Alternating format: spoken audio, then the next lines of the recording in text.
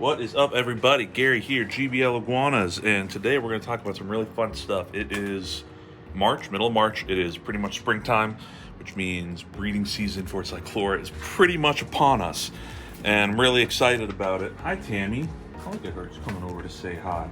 So this is the first year that we're really expecting to have some production.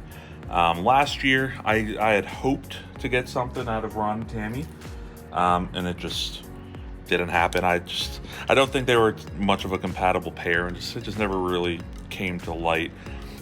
So today what we're going to talk about is, sorry, I just got distracted by dried skin. So today we're going to talk about the pairs of iguanas that we've got that we're expecting from this year, as well as what we're doing to prepare for breeding season.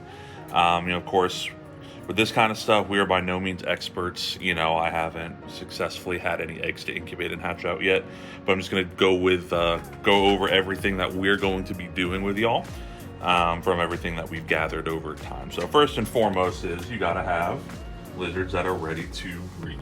So you're going to hear, thankfully, there's not a whole lot of conjecture when it comes to this, but typically you don't want to breed an iguana or really any animal until it's laid its first batch of eggs. Because a lot of times if you breed an animal and that first clutch is fertilized, sometimes that can add a lot of extra stress on their body that they're just not quite ready for yet. So Tammy did lay in fertiles last year. So first and foremost, that's number one. You got to make sure that they're of age and ready. Hi, Sully. He's trying to get up there. You little goober. Oh my goodness, look at this. This is what I love. Oh, what on earth? I was just going to say, they've been getting along so well. So you got to first make sure that they're of age. With the males, it's a little bit different. So obviously all they got to do is do the dirty. They don't really have to worry about the production side of things. Oh, she is such a sweetheart. So the males, obviously you just want to make sure, usually by about 2 to 3 years old, the males are ready to go. The females, sometimes at 2 years old, they'll lay their first clutch, sometimes at 3. But yeah, so in this case, we've got Sully and Tammy. Once you have that pair you want to do, you want to get them introduced to each other. Again, that's what we're doing. So that's why here. So the rhinos, their breeding season's a little bit later. They're going to be more like April, May. But even still, getting them used to each other before breeding season, before those hormones really kick off, I think is pretty important. So that's why I've got these guys together now. And they've been doing great. Other than, oh boy, the first few interactions where it was a little bit, what are you doing? The first few interactions that were a little funky, but now they are just doing absolutely great, and we're really hoping to get some really awesome babies here. As you can see, the personalities of both of them is just amazing. They're just total sweethearts. They're multi-horn. Trying to get his horns in there. You can see Sully's just got those big horns. Tammy, of course, has some really wonderful horns as well. And these guys, if you're in the rhino world at all, Starborn Reptiles. So Rex and Queenie is their famous pair. And Sully here is a Queenie baby. Oh my goodness, what is happening? Oh my gosh. Oh boy. I don't know what's happening, but that does not feel very good. Okie dokie. So someone was not very happy for sharing me. And it was Tammy, because she is still the queen around here. Oh, that's nice. Nice little puncture there. So yeah, so first and foremost, make sure you've got two that are the same age. Check compatibility. So we've had these guys together now, and they're doing pretty well together. So they should be good to go to hopefully make us some babies here. If you're interested in a Sully and Tammy baby, shoot me a line. It's at email, Facebook, Instagram. It's gbliguanas@gmail.com, or of course at gbliguanas on Facebook and Instagram. Where are you going? And let me know if you want to get put on a waiting list for these babies. And so these are the only rhinos we're expecting for this year. Ron and Bindi, not expecting from. Bindi has not laid her first clutch yet. And so I just don't think I'm going to get anything from them, and that's perfectly fine. So let's go on in and talk about the Lewis eyes and kind of some of the other things that we're doing to prepare. Alrighty, so Lewis eye wise, you saw what happened with Peter, how she actually just laid her eggs the other day, or a couple weeks ago or so. So this year, she's not going to be ready, but for next year, she's going to be good.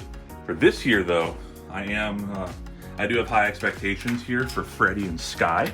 She laid her first clutch of infertils last year. She is a 2018 baby, so she's, roughly 3.5 years old. And it almost looks like she might already have some eggs.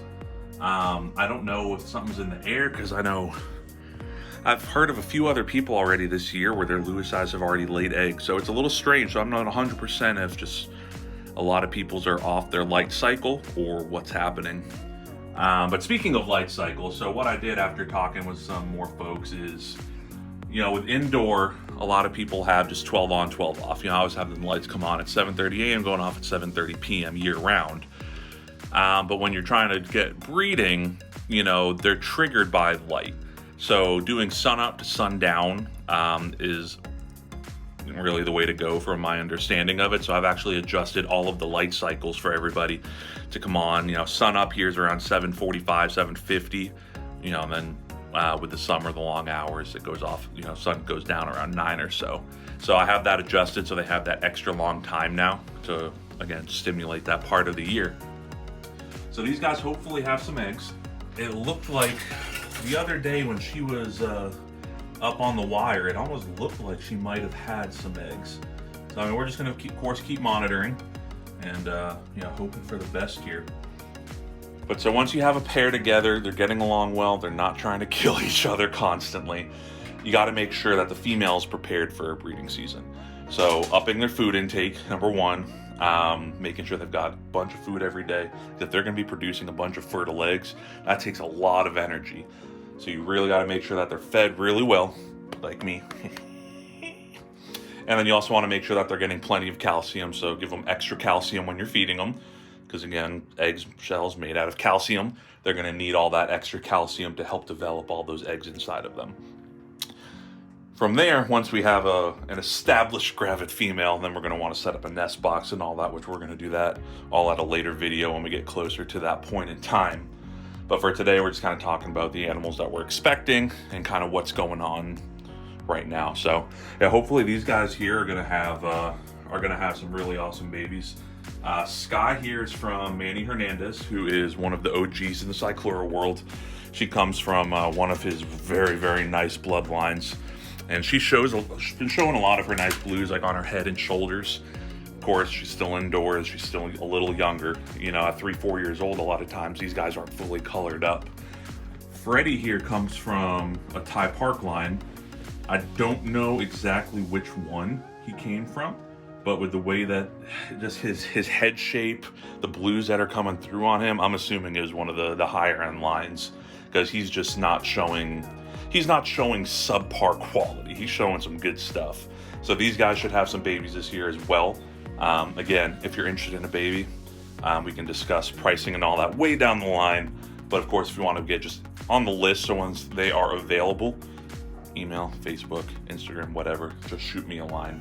So yeah, so that's kind of what we're doing right now to get ready. So introduce these guys together back in December. So again, well before breeding season, got them used to each other. They established their dominance.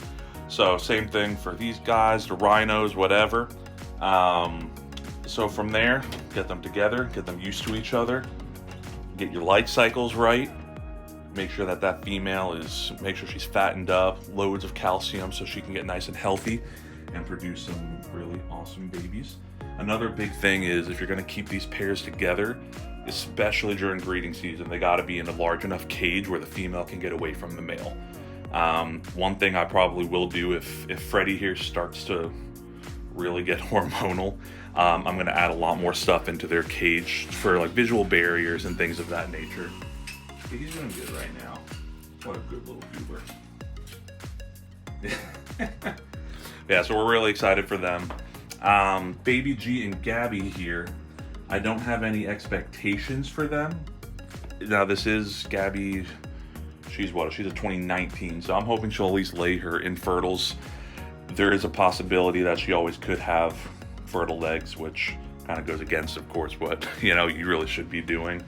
But I've just had these guys together and I don't want to separate them because they've gotten along so great. So we're just monitoring her extra closely and just making sure that she stays nice and healthy regardless of what happens. That darn UVB light, they just go crazy and they knock it out. So yeah, so possibly from them. I'm not keeping my fingers crossed. I really don't want eggs from them this year because I want Gabby to get more established. So yeah, so we're looking hopefully a rhino clutch. We're hoping Freddie and Sky here for some Lewis size. And yeah, I mean, in a nutshell, you know, that's really it. If you do notice that, you know, if you are breeding, you have a male and female together and you've got that male that's starting to really get aggro, got to make sure you have the ability to separate them. Sometimes a large cage with dividers, it's just not enough. Sometimes they just aren't either not going to get along, or those hormones are just going to be ridiculous, and you have to separate. Because these guys during breeding season can get very brutal. I've heard horror stories of things that these males can do to these females, and even the females can do to the males. Some females are just, you know, I mean, they're all crazy. So you just always got to be prepared for anything. Always keep a really close eye on everything that's going on during breeding season. Because, of course, as fun as production is, keeping these animals safe is number one. You know, we don't want any potential harm to come onto these guys. And here are just another little peek here at the delis, the lesser Antillian iguanas. I'm trying not to get too terribly close because y'all see what happens. They pinball around this cage. You know, these guys still probably have, you know, probably another 2 years or so before they're ready to roll. This is one male, 2 females. The lesser Antillians are really, really, really awesome iguanas. I need to do a video on them here, talking more in depth about them, because they're a very underrated species, I think, because not a lot of folks know about them. They are very endangered. There's not a lot of people captive breeding them, so their availability is pretty sparse. And that, of course, makes the offspring a lot more expensive. I mean, they're ranging really anywhere from $1,000 to $1,500 per baby, you know, depending on where they're coming from. So just from how endangered they are, you know, I'm super excited and happy to have this trio and be working with them. They're really cool, but we'll go into more detail on that, you know, in another video.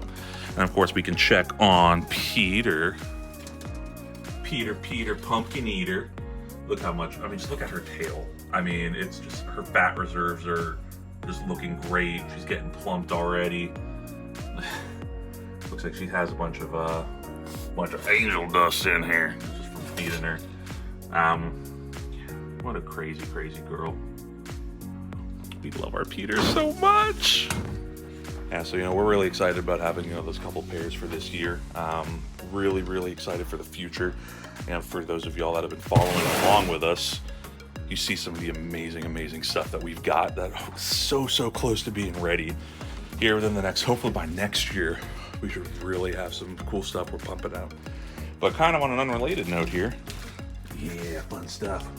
Just got a new desk chair because the old one's crappy, so let's put this together real quick. Alrighty, I just put my chair together. It's so bright. Look how cool that thing looks. Big thing here. So now when I'm editing all these amazing videos for y'all, I'm gonna have, oh, there's like some dog hair right around there. Yeah, super cool chair. Hopefully it works out well. What are you doing? Someone's trying to do some sneaky stuff. But yeah, so thanks y'all for watching. If you have any questions about all the breedings or anything else funky, drop a line down below. There's that dog here. Please always like, comment, subscribe, all the fun stuff, and we will see you next time.